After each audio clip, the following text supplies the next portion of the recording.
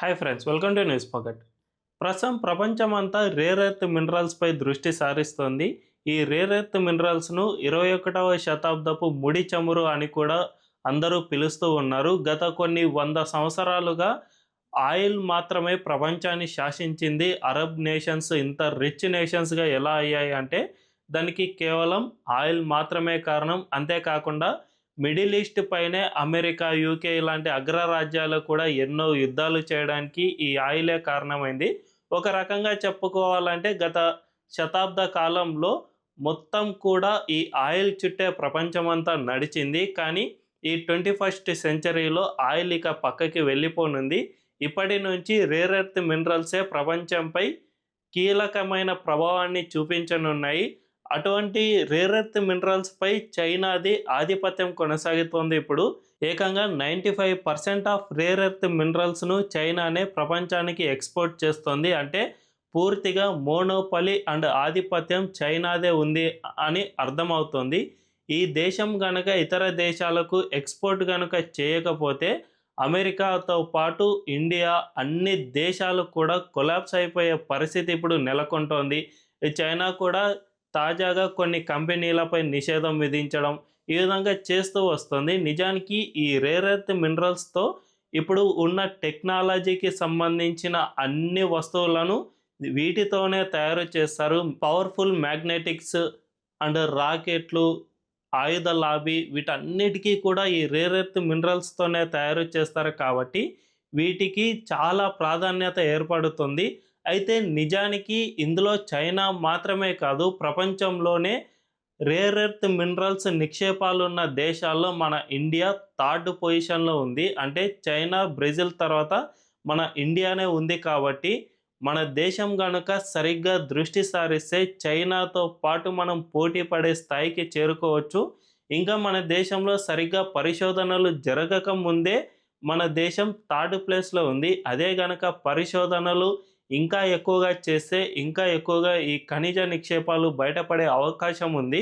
ఇదే గనక జరిగితే మనం ప్రపంచానికి చైనా ఏ విధంగా అయితే శాసిస్తోందో అదే పొజిషన్లో మనం కూడా వెళ్ళిన ఆశ్చర్యపోనక్కర్లేదు. కానీ ఈ విషయంలో మన ఇండియన్ గవర్నమెంట్తో పాటు అనేక లోపాలు ఉన్నాయి.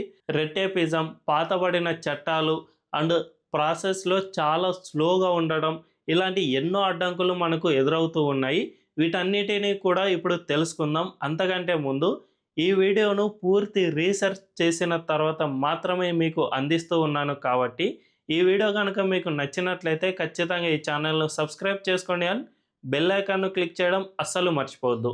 ఇక డీటెయిల్స్లోకి వెళ్తే మన దేశంలో కర్ణాటకలోని మండ్య జిల్లాలో లిథియం నిక్షేపాలు చాలా ఎక్కువగా ఉన్నాయి. దీంతో పాటు కేరళ, తమిళనాడు, ఒడిశా ఇలాంటి రాష్ట్రాల సముద్ర తీరాల వద్ద మోనజైట్ విరివిగా లభిస్తుంది. కానీ వీటిని బయటికి తీయడానికి ఇప్పటి వరకు ప్రాసెస్ అనేది స్టార్ట్ కాలేదు. లిథియం అయాన్ బ్యాటరీలు ఇప్పుడు ప్రపంచంలో ఎలక్ట్రిక్ వెహికల్స్ను శాసిస్తూ ఉన్నాయి. ఈ లిథియం నిక్షేపాలు చైనాలో ఎక్కువగా ఉండటం వల్ల మాత్రమే చైనాలో ఈవీ వాహనాల తయారీ చాలా ఎక్కువగా జరుగుతుంది. కానీ మన ఇండియాకు ఈ ఈవీ బ్యాటరీలు ఎక్కువగా చైనా ఎక్స్పోర్ట్ చేయడం లేదు. కాబట్టి మన దేశంలో ఈ ఈవీ వెహికల్స్ను ఎక్కువగా తయారు చేయలేకపోతూ ఉన్నాము. కానీ కర్ణాటకలోని మండ్య జిల్లాలో ఈ నిక్షేపాలు చాలా ఎక్కువగా బయటపడ్డాయి. అంతేకాకుండా జమ్మూ కాశ్మీర్లో కూడా ఇటీవలే లిథియం నిక్షేపాలు కొన్ని చోట్ల బయటపడ్డాయి. వీటితో పాటు ఇంకా పరిశోధన చేస్తే మన దేశంలో చాలా ఎక్కువ ప్రాంతాల్లో లిథియం అయాన్ నిక్షేపాలు బయటపడే అవకాశం ఉంది. వీటితో పాటు మోనజైట్ ఈ విధంగా అనేక రేర్ ఎర్త్ మినరల్స్ చాలా వరకు మన దేశంలో భూమిలో నిక్షేపితమై ఉన్నాయి. కానీ వీటిని గుర్తించి బయటకు తీయాల్సిన అవసరం ఎంతైనా ఉంది. కానీ మన దేశంలో 2023 వరకు అసలు ఈ విధంగా పరిశోధనలు చేసేందుకు ప్రైవేట్ కంపెనీలకు ఎట్టి పరిస్థితుల్లోనూ ఆస్కారం ఉండేది కాదు. అప్పటి వరకు గనులకు సంబంధించిన పరిశోధనలు జరపాలి అంటే కేవలం గవర్నమెంట్కు మాత్రమే యాక్సెస్ ఉండేది. అందులో భాగంగా 1957లో గనులకు సంబంధించిన చట్టాల్లో ఆ విధంగా ఉండేవి. కానీ 2023లో for the first time Modi government ఈ రేర్ ఎర్త్ మినరల్స్ను గుర్తించాలి అంటే ప్రభుత్వ సంస్థల వల్ల మాత్రమే సాధ్యం కాదు. వీటిలో ప్రైవేటు సంస్థలను కూడా భాగస్వామ్యం చేయాల్సిన అవసరం ఎంతైనా ఉంది. లేకపోతే మనం ప్రపంచంతో పోటీ పడలేము, ఖచ్చితంగా వెనక్కి పడిపోతాము అని మోదీ గవర్నమెంట్ గుర్తించింది. అందువల్లనే 2023లో 1957లో చేసిన చట్టాన్ని సవరించి మరి అందులో ప్రైవేటు భాగస్వామ్యం తీసుకువచ్చారు. ఆ తర్వాత మాత్రమే మన దేశంలో ఇంత పెద్ద ఎత్తున నిక్షేపాలు బయట పడుతూనే ఉన్నాయి. ఇంకా మన భరతమాత భూగర్భంలో ఇంకా చాలా నిక్షేపాలే ఉన్నాయి. వీటన్నిటిపై పరిశోధనలు చాలా ఎక్కువ కావాల్సిన అవసరం ఎంతైనా ఉంది.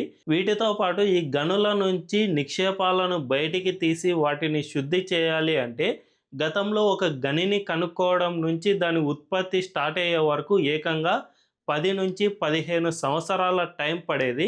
కానీ ఇప్పుడు ఆ టైం చాలా వరకు తగ్గించినట్లు తెలుస్తుంది. ఎందుకంటే పరిశోధనలు ప్రైవేటు సంస్థలు చేస్తూ ఉండటంతో గతంలో గవర్నమెంట్ సంస్థలకైతే ఒక గని నిక్షేపాలను కనుక్కోవాలంటే ఏకంగా 5 ఏళ్ల సమయం పట్టేది. కానీ ప్రైవేటు సంస్థలకు జస్ట్ 1 ఆర్ 2 ఇయర్స్‌లోనే ఎక్కడైతే నిక్షేపాలు ఉన్నాయో వాటిని బయటికి తీసే సామర్థ్యం ఉంది కాబట్టి వాటిని తీసుకురావడం వల్ల ఈ ప్రాసెస్ 5 ఏళ్ల నుంచి 1 ఆర్ 2 ఇయర్స్‌లో పూర్తవుతుంది. అంతేకాకుండా ఒక ప్లాంట్‌ను ఉత్పత్తి చేసే దశకు తీసుకురావడానికి కూడా గతంలో చాలా అంటే చాలా టైం పట్టేది. ఒక 5 నుంచి 10 సంవత్సరాల టైం పట్టేది. కానీ ఇప్పుడు ఆ టైం కూడా చాలా వరకు తగ్గిపోతుంది. జస్ట్ ఒక ప్లాంట్‌ను ఏర్పాటు చేయడం నుంచి స్టార్ట్ చేసే వరకు 12 నుంచి 24 నెలలు మాత్రమే పడుతుంది. అంటే జస్ట్ 2 సంవత్సరాల టైం మాత్రమే పడుతుంది.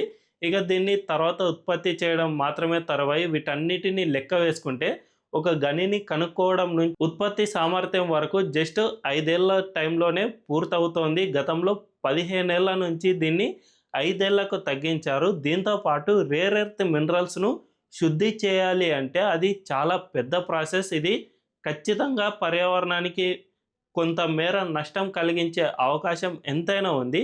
నిజానికి చైనాలో 95% ఆఫ్ రేర్ ఎర్త్ మినరల్స్ అక్కడే శుద్ధి అవుతున్నాయి. ఎందుకంటే ఆ దేశంలో డిక్టేటర్‌షిప్ ఉంది కాబట్టి అక్కడ శుద్ధి చేసినా కూడా ప్రజలు నిరసన తెలపకుండా అక్కడి ప్రభుత్వం చూసుకుంటోంది కాబట్టి ఆ దేశంలో కాస్త పొల్యూషన్ వచ్చినా కూడా ఈ రేర్ ఎర్త్ మినరల్స్‌ను ఎక్కువ మొత్తంలో శుద్ధి చేసి ప్రపంచానికి చైనా ఎక్స్‌పోర్ట్ చేస్తుంది. అందువల్లనే ఇప్పుడు చైనాకు ఆధిపత్యం ఉంది.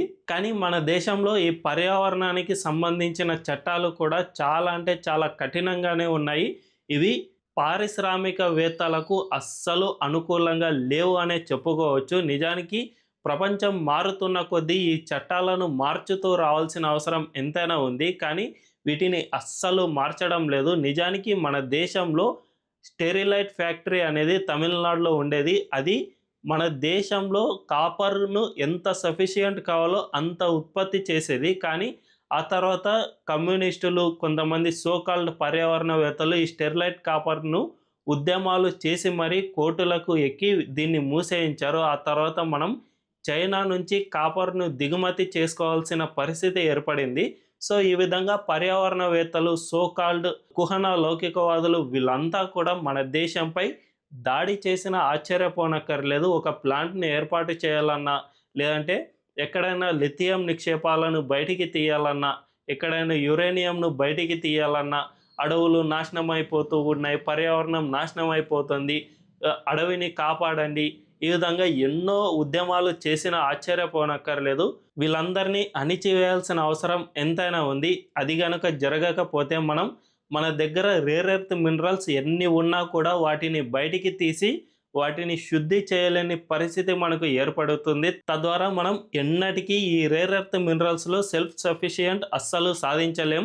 అప్పటి వరకు మనం చైనానో లేదంటే ఇతర దేశాలను అడుక్కోవాల్సిన పరిస్థితి ఏర్పడుతుంది. కాబట్టి ఖచ్చితంగా వీటిపై కఠినమైన చట్టాలను తీసుకురావాల్సిన అవసరం ఎంతైనా ఉంది.